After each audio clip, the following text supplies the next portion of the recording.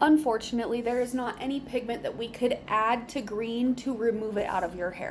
In order to get the green out of your hair, you have to dissolve the pigment, not add pigment. But even after a lightening process to dissolve the pigment out of your hair, we could still be left with like a very minty, very soft green.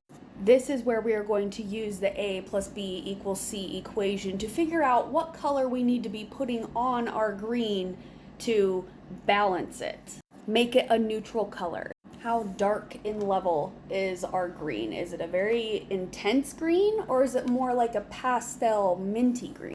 Knowing the level of our starting canvas will help us determine the level of toner pigment that we need to be using to balance these two colors together. We also need to determine the correct hue of green that our hair is. Is it a cool toned green or a warm toned green? If we have a cool toned green, we're probably going to be using more of like a red base pastel color, probably like a peachy or a coral color.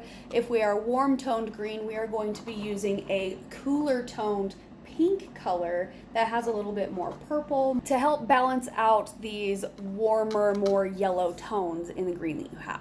We also need to determine how intense or highly chromatic the green is. Is it just like a little sheer hue that's almost balanced, or is it more highly chromatic and neon? Knowing this will also determine how intense or highly chromatic the toner that you are going to use over the green that you have.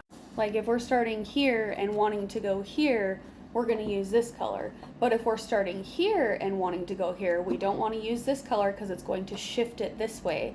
We're going to want to use the exact opposite. Does this make sense? Like once you figured out your A and C of your equation, it's so much easier to figure out what the B is in the A+B=C. And make sure to do a test strand to just double check your color theory math to make sure it is mathing. That way, if the color doesn't turn out right, you can add little tweaks to shift it in the direction that you want, instead of finding out that the color theory math wasn't mathing entirely too late after you have committed to coloring your entire head a specific formula.